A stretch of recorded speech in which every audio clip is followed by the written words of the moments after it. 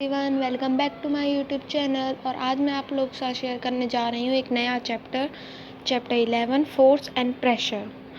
Force and pressure एक नया chapter है साइंस का, जो कि क्लास 8th के लिए है ये।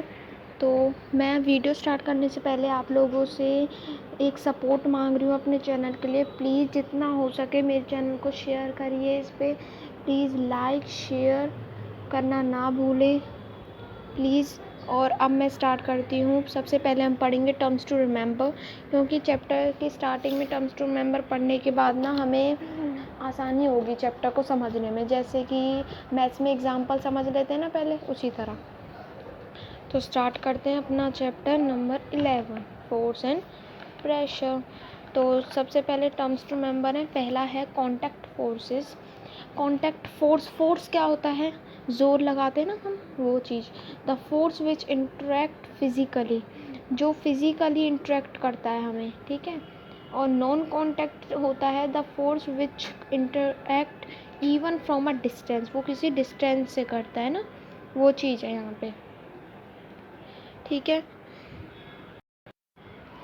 और नेक्स्ट है resultant force, the single force equal to the net force of all the forces acting on a body.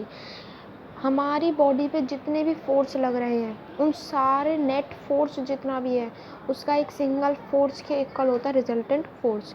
अब ये टर्म्स टू रिमेंबर है, आपको इतने आगे हम मैं एग्जांपल्स भी बताऊंगी तो आपको अच्छे से समझ में आ जाएगा। नेक्स्ट बैलेंस फोर्स है when the resultant of all the forces acting on a body is zero. जब रिजल्टेंट यानी कि हमारी बॉडी पे जितने ही फोर्स हो रहे हैं उसका रिजल्ट ज़ीरो निकलता है फोर्सेस का, तो वो बैलेंस्ड फोर्स होता है। और जब नॉन ज़ीरो निकलता है तो वो अनबैलेंस्ड होता है। फ्लूइड्स है, गैसेस और लिक्विड्स होते हैं। और एटमॉस्फेरिक प्रेशर होता है, pressure extracted by the air at any point of the earth. Pressure जो कि एयर से एक्सट्रैक्ट होता है एनी पॉइंट, अर्थ के किसी भी पॉइंट पर, ठीक है।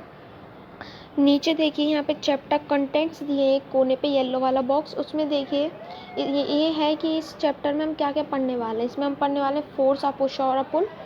Force are due to an interaction, type of force, unit of force, resultant force, balanced unbalanced force, effect of force, pressure, unit of pressure, pressure extracted by fluids and measuring atmospheric pressure barometer, ठीक है। आज मैं आपको इसका part 1 दे रही हूँ। तो आज हम इसमें पढ़ने वाले हैं फोर्स ऑफ पुश और pull and forces are due to an interaction and type of forces, ठीक है। कल से और नेक्स्ट पार्ट जब मैं आपको दूंगी तो उसमें हम पढ़ेंगे यूनिट ऑफ फोर्स। स्टार्ट करते हैं। फोर्स, अ पुश और अ पुल। जो फोर्स है वो एक पुश है या एक पुल है? क्या है वो? पुश आपको पता है, हम धक्का किसी को देते हैं। पुल है जो खींचते हैं, वो चीज़ है, ठीक है। तो अब पुश क्या है? पुश है या पुल है?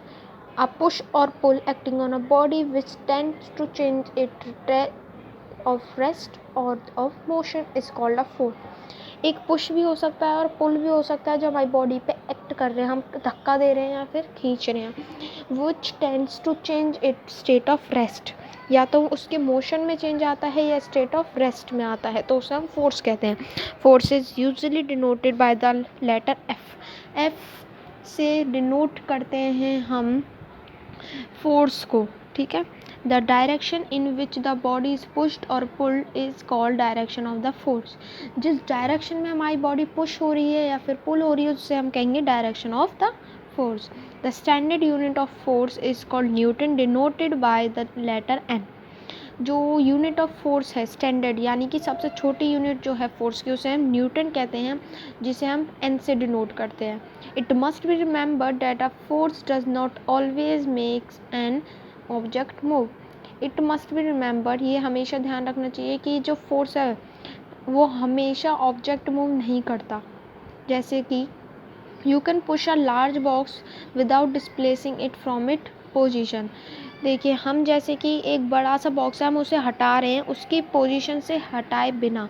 अब देखिए यहाँ पे नीचे देखिए पेडलिंग आ साइकिल, वो पेडल कर रहा है साइकिल को, बार बार उसमें पुश लग रहा है उसका। पुशिंग अ बॉक्स धक्का दे रहा है और पुलिंग अ बॉक्स उसे खींच रहा है, तो उसकी पोजीशन से हटाए बिना खींच रहा है, ठीक है। नेक्स्ट आते हैं हम अपने नेक्स्ट पेज पे, जो कि है forces are due to an interaction. Forces होते हैं इंटरएक्शन की वजह से। We have seen from the given examples that whenever a force is applied in the form of push or pull, there is some kind of change in the state of motion of the object.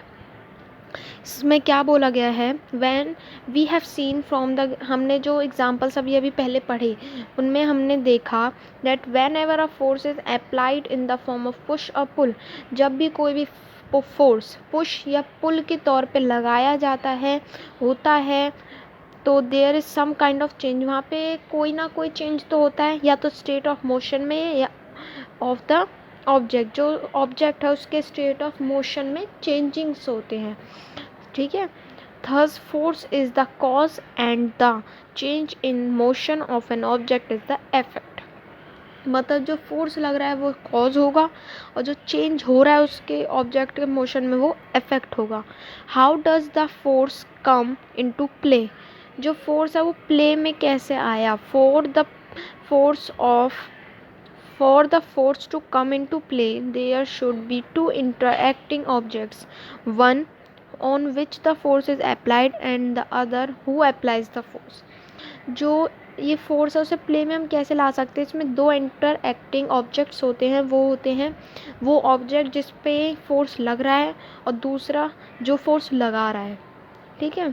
For example consider a man standing behind a stationary car, will the car move due to mere presence of the person behind it? Certainly not। यानी कि एक आदमी है जो एक stationery car के पीछे खड़ा है, क्या वो जो कार है वो उसके प्रेजेंस की वजह से जो उसके पीछे खड़ा है क्या वो नहीं चलेगी? A car at rest remains stationary when up, जब तक वो खड़ा है वो नहीं चलेगी। The car begins to move when the person pushes it, जब उस मैन ने उस पर पुश लगाया तो वो चली आगे। No, now he pushes the car, अब वो कार को पुश कर रहा है। The car begins to move in the direction of the force, तो वो जो डायरेक्शन है फोर्स की लगने वाली उसमें मूव कर रही है।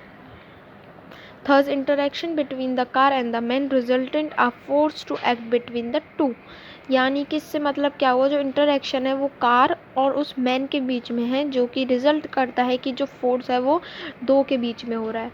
Interaction between the two bodies में और may not involve a direct physical contact, interaction दो बॉडीज़ के बीच में होगा या फिर नहीं होगा, इसे डायरेक्ट फिजिकल कॉन्टैक्ट इन्वॉल्व है।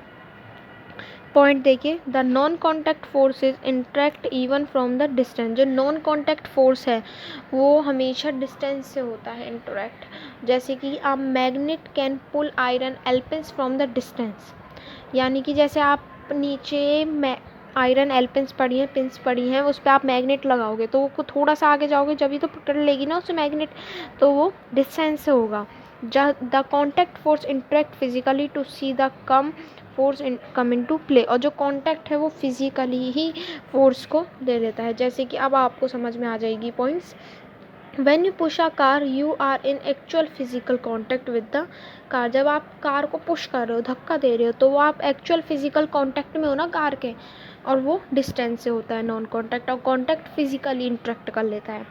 अब देखिए नेक्स्ट हम पढ़ने वाले हैं type of force. There are two kind of forces, contact force and non-contact force।